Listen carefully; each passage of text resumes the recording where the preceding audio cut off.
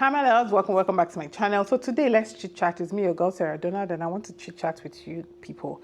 I want to talk about why returnees get broke when they come back. I want to talk about why they struggle. I want to just talk about the entire Japada journey as a whole. So sit back and relax.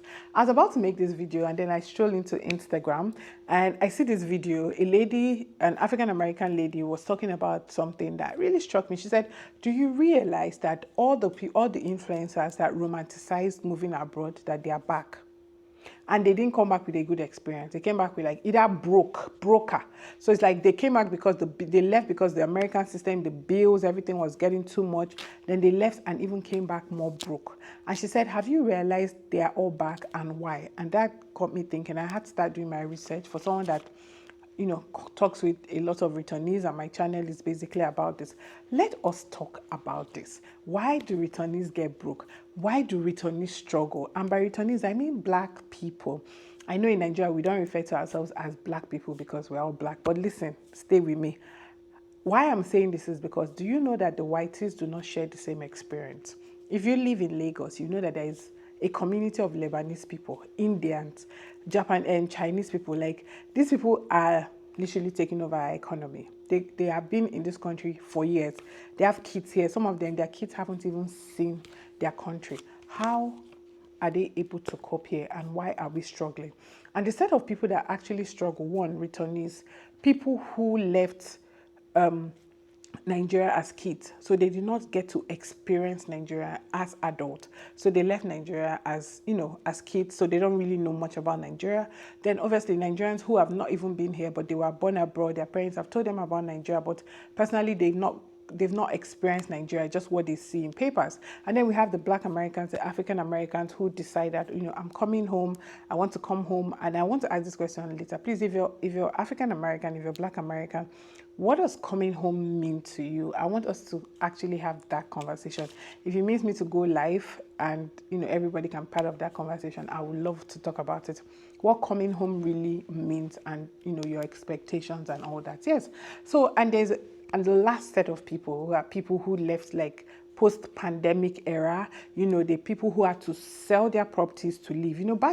Back in those days, like our parents that left those days, like in the 80s, right? They didn't sell their properties in Nigeria to relocate. Rather, they made money abroad and came back to Nigeria to invest. But now things have changed. When people are talking to about even the embassies, immigration is not even making it easy to go to most countries now.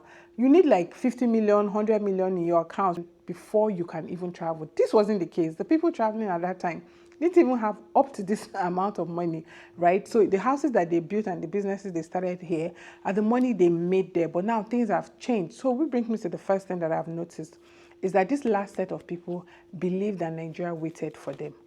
That's why they come to Nigeria and say, I came back to Nigeria after 30 years and this is this and this is this. They get frustrated. You know why? Because they actually think that Nigeria waited for them.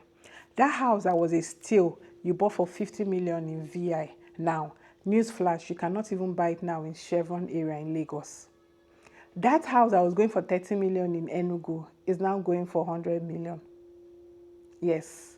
So that house you could afford before that you even sold to travel it. News, I'm going to hold your hand to tell you that even to afford the what do you call it, the rent of a place that you once bought is going to be hard because for a lot of those places, renting is 15 million, 17 million. That place, yes, that house in VI, that house in Lekki, that you sold, that you bought for 20 million, that land you bought for 20 million is now going for 80 million. So a lot of those people, so imagine the shock coming back to a place where you are able to buy once and now you cannot even rent in that place. Mindset. The next one is they underestimate how expensive Nigeria is. Because let me tell you something, is Nigeria expensive? Is it more expensive to live in Nigeria than to live in America? The answer is this: Nigeria is unpredictable. The system is unpredictable, right? Comfort in Nigeria is expensive. I'll give you an example. In America, in the States, in the West, right? Once you buy once you can pay for your electricity bill, your everything, your light bill, whatever, gas, everything there, you have it available once you can pay. Now, for a lot of countries in Africa, and I'm going to be using Nigeria, we do not have 24 hours light. And there's no country in Africa, by the way, that has 24 hours light. Yes, some have it better, but no country has 24 hours light. Now, you're moving to a country that doesn't have 24 hours light, but you want the same comfort. Now, what you're forgetting is that to be able to get that comfort, if you're living in a standalone house, you're going to be doing what? One, get a generator. And to get that generator, you're going to be servicing that generator. Now, that generator will last long for you depending on how much you buy the generator and where you buy it from. So if you buy a brand new generator, so let me call the name of this company because it's a generator that I've used in the past. So let's say you want to buy a new generator, you walk into a mechanic store, you buy a brand new generator. That generator is like you have a warranty on it. You service it only with Mikano because the moment you start calling roadside people to service it for you, they cannot touch it. So if you buy a brand new generator that is expensive, even if it means to do a payment plan, chances are the repairs are less, but you might not have that amount of money, right? So next thing you do is just go and buy a generator from somebody. You need, if you want 24 hours light and you want to get the same comfort that you have there, you need to buy a generator, you need to buy an inverter, you need to buy solar, and all these things need servicing. Or better still, like what I did, I live in an estate, and that estate, I have to pay my service charge and every other thing. But what that cuts off for me is that I don't have. Now, if you live in Lekki, I forgot to add, if you live in Lekki, you have to now buy water treatment and all that to be able to have clean water. Now, what I did to escape that is that I live in an estate. An estate is expensive because one, they will give you 24 hours light, no doubt. But the tariff, so if a very rare person is paying 95 naira, you are going to pay 200 and something naira. Yes.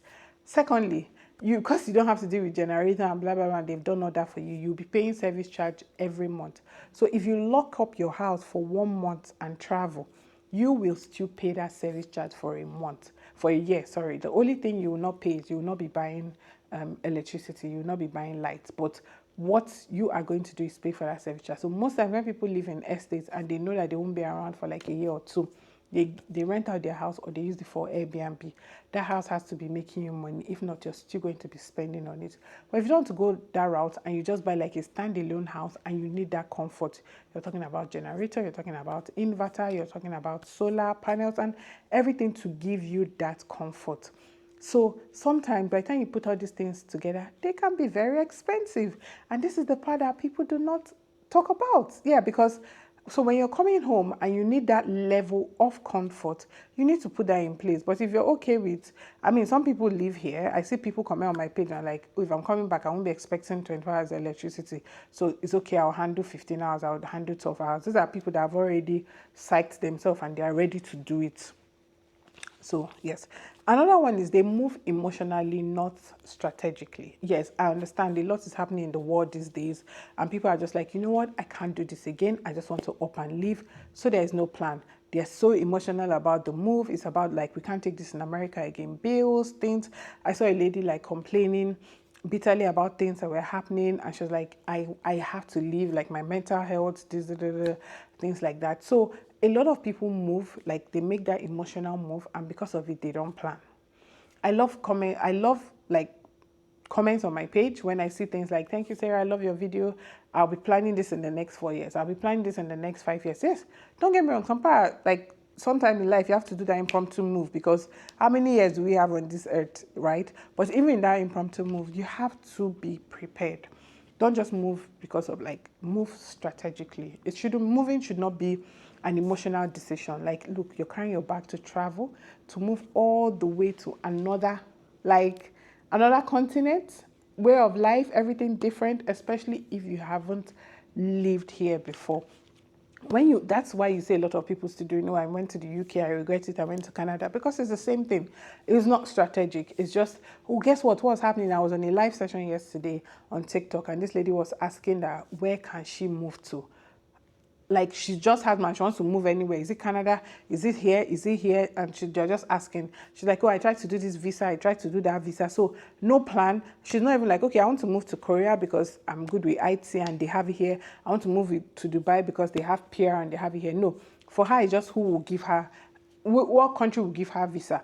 Now, if that person moves like that, maybe one agent says, yes, let's take this opportunity now and tell this sister that she can make it big here. That's an emotional move. That's not strategic. You will complain.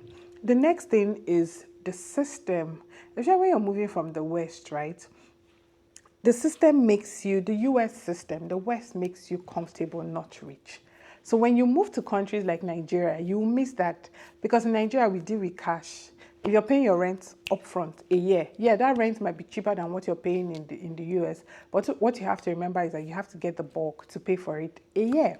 So you might change $4,000 at first. I'm like, $4,000, that sounds like a lot. So you're trying to tell me that $4,000 can get me rent for an entire year? Yes, but what you're forgetting is that you have to pay all at once. Everything that we pay off. If you want car, if that car is 20 million, you better be cashing your 20 million to pay for it. But okay. You better be cashing. No, you better. I'm laughing because what actually the alert I got now was Piggyverse, and I was going to talk about budgeting because Piggyverse is an app that I really use to budget, and it helps me. Yeah, so Piggyverse. Okay, I've remembered the people now. Anyway, yes. So the system in America, the system in the West makes you comfortable, not rich. So you come back and you forget how you don't need to buy everything. Like in America, you can buy a car, pay till forever. That's why I can say a 21-year-old girl in America already doing better than a 21-year-old in Nigeria, because the 21-year-old in America can get mortgage that she can pay for the next 15 years. You can get car mortgage that you can pay for this long. Everything, basically, even down to phone. Right? Even phone, if you say in Nigeria and carrying iPhone 17 XXS, new one, latest one, the one coming and the one yet to come, I want you to know that they pay outright for it. But in America, you pay for these things installments. So I've noticed that a lot of times when people come to Nigeria, they struggle because they forget this part that, this system made it possible for me to have a car. This system made it possible for me to have a house. But the Nigerian system doesn't work like that. So you have to be ready to come with your cash. We don't have credit systems that help you take loan. Even when they take loan, the percentage. Okay, another thing is you come back with a foreign lifestyle. I saw a lady's video on Instagram, and she spoke about the things she didn't like about Nigeria. And she was like, so I have to use my imported pepper. It's so expensive importing things. It's so expensive using my pepper. It's so expensive strawberry. Everything she just spoke about was how expensive it is to import things. And I had to comment, why did you come back? If you know that you're going to be eating imported bell pepper, that the one that they grow in Nigeria, in the north, is not enough for you, it is better you stay where you are. Because importation fee will show you Shege Pro Max. You get what I mean? Yeah. It's very expensive to import things. That's why when you go to the supermarket, right, and you're trying to buy like drinks that are not made in Nigeria, that are imported, they are so expensive. So if you know that you rely only on imported things, my dear, stay back, because you will struggle. That's just it. About this, like in terms of also the lifestyle, is I'm talking about something like school, right? Because this is something that is underplayed, and a lot of people do not get to talk about this a lot. Things like school fees, for example, guys. Do you know that it is cheaper to go to school, to go to secondary school, is it high school they call it, in the West than in Nigeria? I'll tell you why. So in the West, you can go to a public secondary school and it will still be okay, very decent, it won't matter. But in Nigeria, if you're doing well, you want your kids to go to a certain kind of school, which is a private school.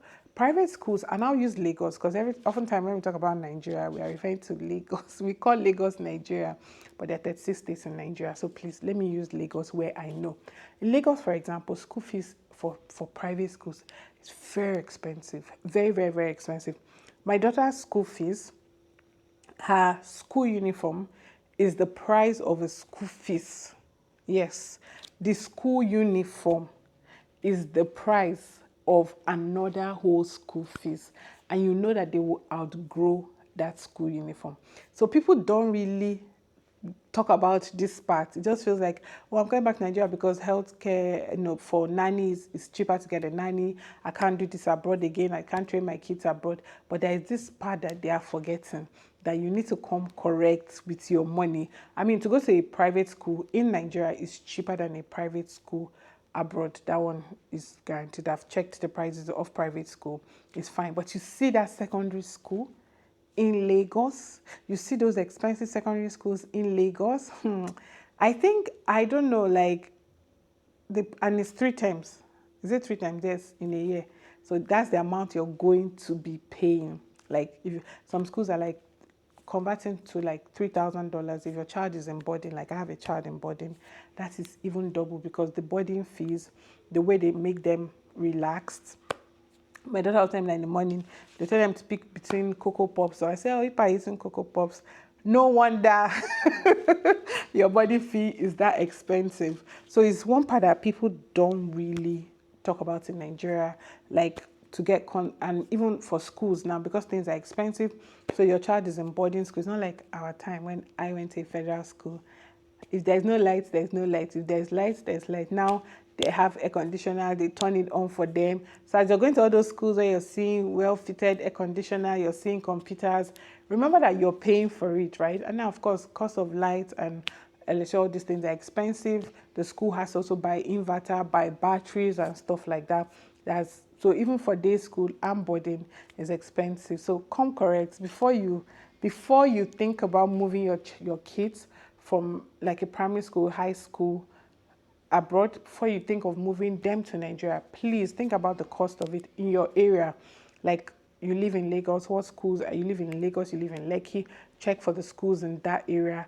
You live in Port Harcourt, check for schools in that area. Don't forget to, don't just think, I'm checking Naira. Don't just think, oh, it's cheap. No, think about the hidden costs, the PTA, like I said, the school fee, the school uniform. Imagine a school uniform being the price of another school fees. Like, I am not even exaggerating. I hate talking numbers when it comes to things like that, but literally that's it. Because I checked for another school in where was the school? Maryland, and the school fees in that Maryland, the term was the same price with their school uniform.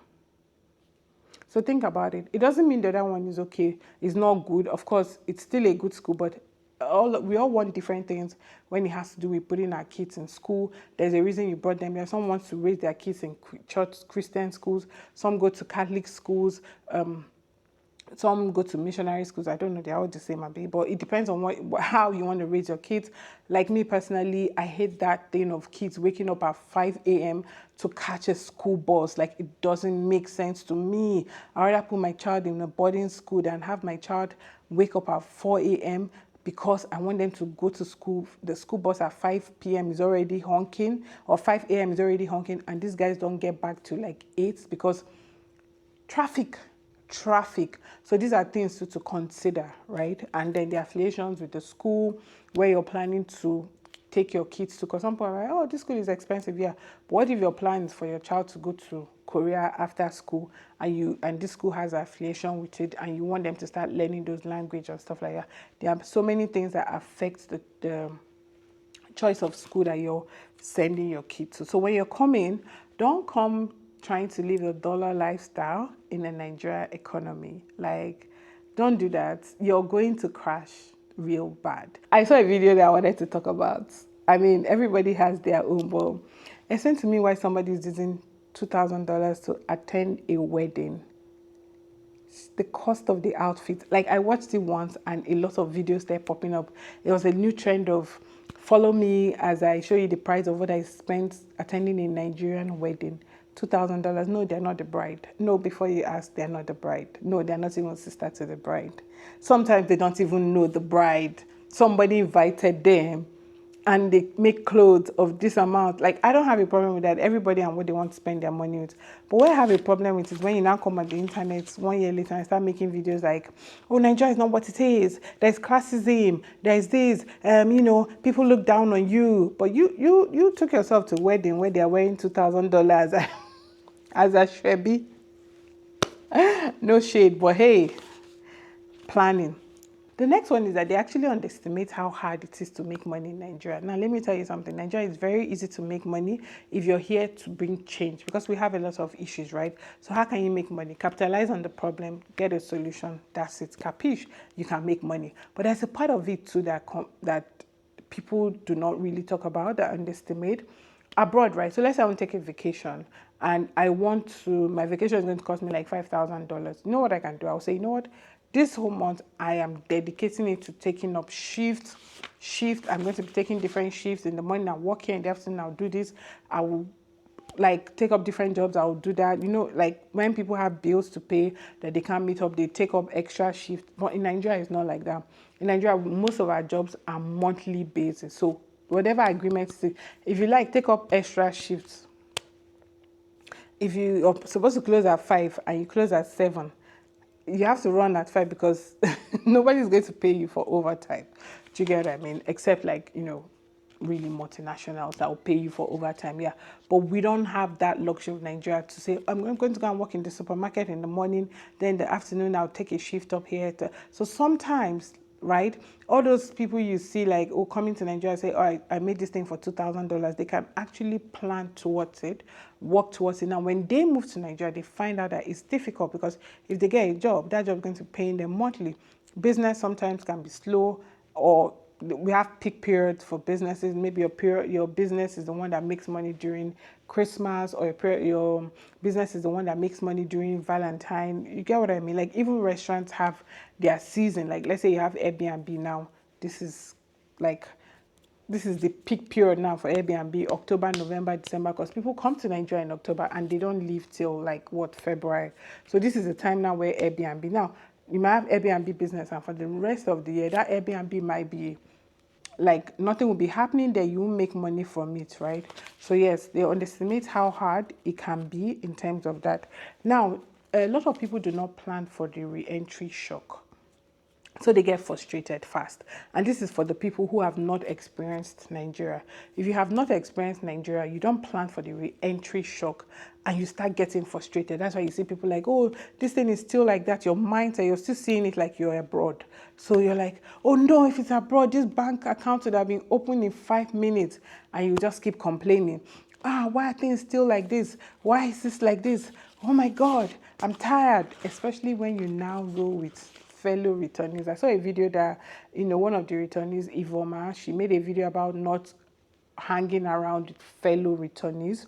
And I completely agree with that video, because she was just basically talking about that. You guys just trauma bond and start complaining.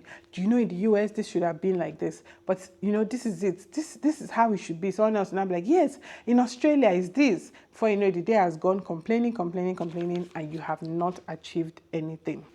Another thing is they do not build local financial discipline. Now, abroad makes you to be disciplined, because you know that if you don't pay those bills, you might not enter your house. There's nobody to see to say, please, you might just come in, your key is no more working. I remember I once lived in an apartment in LA. If you're not paying from downstairs, your card will just not work. Like there's nobody there to tell you, you're owing, we need to evict you. The company, the facility management of that company, they use a card. So your card, by the time you go up, say they should reactivate your card. You will now see that, hello, are you not owing? So yes, so because of that, people are disciplined because there's so much bills abroad. Bills. So because of that, people have financial discipline abroad compared to Nigeria. But here, a lot of times when people move, they don't restructure, they don't know how to plan. Like I was just talking about something like that when my phone beeped, it was my piggy vest, because today is my withdrawal day to withdraw for something. So I use Piggyvest to save. I use it to save for everything. If I want to save for even as much as school fees now, and I know that that school fees is due like Monday, for example, 1st of November, I will put the savings now and they will withdraw it like 20 something to withdraw it like 29th, right? So that you don't miss out on your payments. Right? So basically, when you move to a country, try and understand how things work financially. Understand how people there budget, because you might get carried away with the fact that, oh, I'm paying for this in a year, so no need. I paid for that a year, so no need. And that will make you like go and take up houses that naturally you cannot afford, because you're paying 10 million naira for rent, and you're like, it's a year, that's fine, a year. Before you know it. The next one is they give out too soon. You know, when you come back, you don't know how it works in Nigeria, so you're very compassionate, like, You mean you haven't been able to take your kids to school because of just 5,000 naira? Because of 10,000 naira? You mean because of 20,000? And that's how you be giving. People will be bringing their issues to you, their problem. You hire a help. Before you know it, you're taking care of all your help's children. You're taking care of all your uncle's children, your distant cousin, because they're still looking at you like you just go back.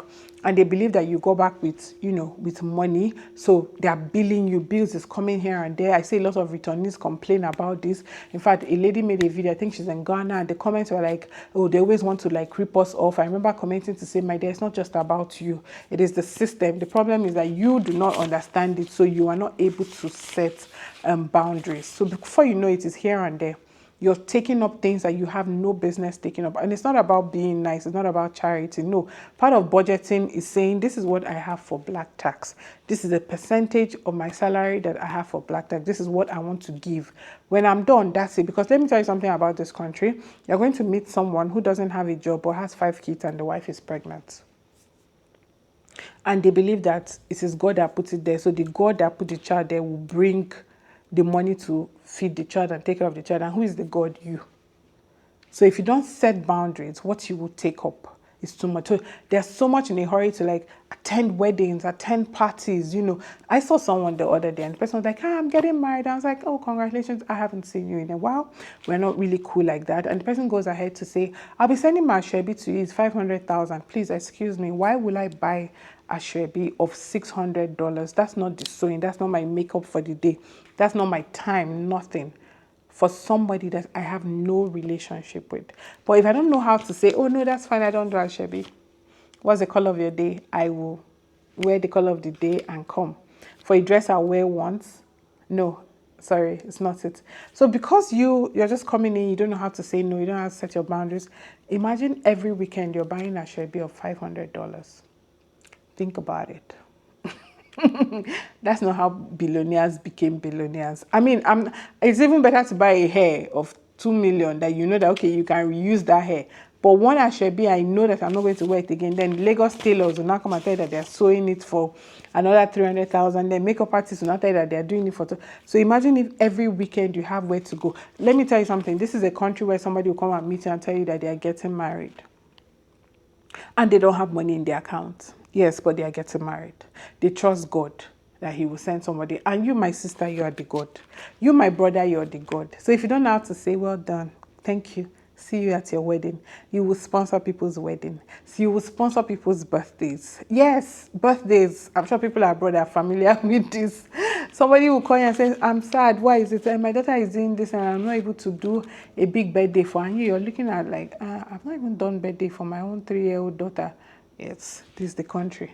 So if you don't know how to set boundaries, you start giving out a little too much, more way above your budget, and you will struggle. The next one is they lack local investment rules. Like, tell me why you're coming back to Nigeria to do a business and you're not doing your market research. Who told you? It's the same thing with when I said that they think Nigeria waited for them. You think because that time you can go abroad and go to Red Cross and bring jackets and suits that people have worn and come back, and once you have an accent, you'll be like, oh, this is $3,000, and people will rush and buy. No market research. And then next you're doing videos. I watched a lady's video, oh, guaranteed she was angry. But she had a lot to say. Oh, they stole from her. Oh, they are criminals. Oh, they are this, they are that. And in all this, I didn't see this lady take any responsibility because no market research. You're going to Ibadan to open a steak restaurant. Hello? Have you asked Ibadan people what they want to eat? You're going to Ekiti and what is in your mind is that you want to open fine dining.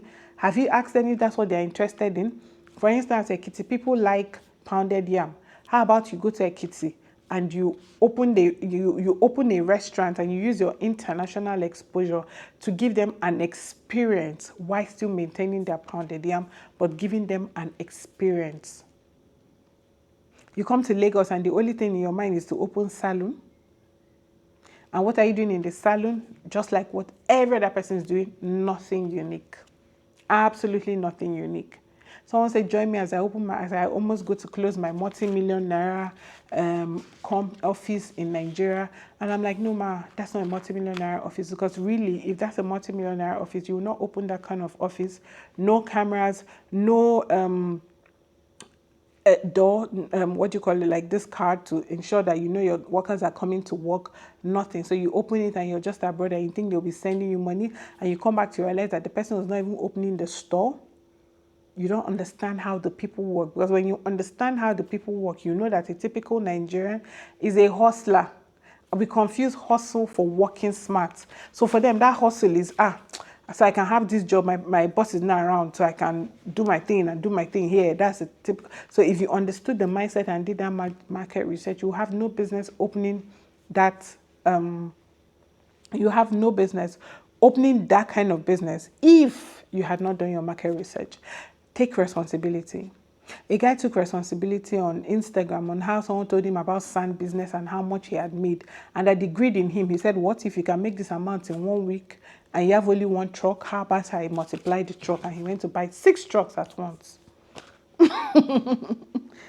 No market research. But you come back and talk about how, oh, business is bad here. Hello, business is bad. But have you told them that you went to pay 20 freaking million in Ikoyi to open a store and sell Ankara to them and call it the Amaka clothes, the Bisola gown, the Jumia skirts? And you're wondering why after 1 year, you're like, I'm leaving Nigeria. They say they want us to come back, but they are not. They say they want us to do this, but have you taken responsibility that you rebranded Ankara and you believe that Pro-Africa is to rebrand Ankara and sell it for 300,000 because obviously you have to pay for your store in Ikoyi. That is costing you over 20 million, and then you go and hire 6 people. For customer service, 5 people are handling it. Hello, excuse me, how many orders are you getting a day? That's the thing. We're not talking about that. The only thing we're talking about is, I came to Nigeria. It is so hard to do business there. I will not do business there. I would just rather be in America and be doing my 9 to 5. I'd rather be in America and be picking my shifts. All the money I made, I've spent it, is all gone. They want us to come back, but they are not doing this. Please, market research. Understand the culture of the people. Understand the buying power of the people. Understand how the people think. For you to make money off people, you need to understand how they think. That's what these other white people are doing. So annoying. They understand how we think. They look for the needs. What are the needs of a typical Nigerian? If you want to be who is the richest man? Dangote. What does he sell? Salt. Our everyday need, cement. Everybody that needs to build a house needs cement. Everybody that cooks uses salt. He sells products for everyday people. But we want to be millionaires, but we want to be classists. Like, this is for the 1% of the 1%. So I have a nail salon. It is for the 10% of the 1%. They will give you what they call August rush. Like, they will come that first week. Investors will come and take pictures. Then after, they'll go to their local salon and make their nail. So yeah, here are a few reasons that I believe that, when people come back to Nigeria, they struggle. So there's just something for you to think about, right? If you're thinking already about relocating, maybe you're watching this video and you're like, I want to come back in the next 2 years, I want to come back in the next 3 years. Think about something. Don't just think about, I'm coming back because it's cheap, I'm coming back because it's this, I'm coming back because it's that, right? Think about this. Think about, okay, I'm coming back because it's cheap. How do I make it cheaper? Not coming from, oh, I live in LA, I live in media area, I live in Burbank, and I'm coming to LA, to Nigeria, and I'm moving to Ikoyi. You're not going to change anything. How about, okay, so I'm coming back to Nigeria. Instead of Lagos, maybe I'm coming back because the bills are a lot. Can I try Ogun State? Can I try Enugu? Can I try Port Harcourt? Can I try this other place? You get what I mean? Like, what am I willing to let go of if this is why I'm coming back, right? Okay, I'm not able to afford the school fees that Serah is talking about now. That would be high, but I still want to be in Nigeria. Okay, how about I live in this place? Because there are some places that school fees are quite affordable and you still get the same thing, right? Okay, is it possible for me to live in Enugu for 3 years? When my kids graduate, I can move somewhere else. Oh, I've done my research, this place is more expensive. Or how about Uyo? A lot of people always commenting on how safe and calm Uyo is now and how they're able to make a lot of money there. How about that? How about thinking about things like this, right? Plan. That's my point. If you want to come back anywhere in the world, even if it's not Nigeria, if you're moving to Ghana, Somalia, anywhere, try and understand the people, understand the place. Don't just move because, oh, it's time to move, right? What are you willing to bring there? How can you make money here? And like I said, the best way you can make money is by doing what? is by coming with a change. Don't come to just sit down and complain. You will struggle. If you're coming back to say your first video is, oh, Nigeria is this, we don't have good this, we don't have good that, there's no difference. Like, you're just echoing the same thing every other person has been saying. So, okay, since they talk about Nigeria is this, what can I bring in? What can I bring in here? Okay guys, so that's it for today's video. I'm going to keep doing this over and over again because it's something that we really need to talk about, especially if my channel is basically on returnees. I need to be talking about why returnees are broke, why they struggle, everything in between, just so that when you're coming, you don't have to make the same mistake. And if you're here already, you can start making some of these lifestyle changes. Let me ask you, or let me tell you what I usually tell people, right? Abroad, when you're very cold, when it's winter, do you turn on your heater from morning to night? If the answer is no, then when you come to Nigeria and it is really hot, please note that you cannot turn on your air conditioner from morning to night, because your light bill will chase you away from the country if you do it. Especially like us that are in band A and getting the light like 24 hours. If you do that, be ready. So if you really want to stay and you don't want to go through the stress that you went through in the first place abroad that made you come back, which is bills, I advise that you really budget, you really think about it, watch videos like this, watch positive videos, always think about what you can contribute to the society that you're coming back to. Thank you so much for watching. My name remains Serah Donald, and I do hope you love this video. I'll be expecting to read from you. So whatever thoughts you have, please drop in the comment below. Thank you and stay blessed.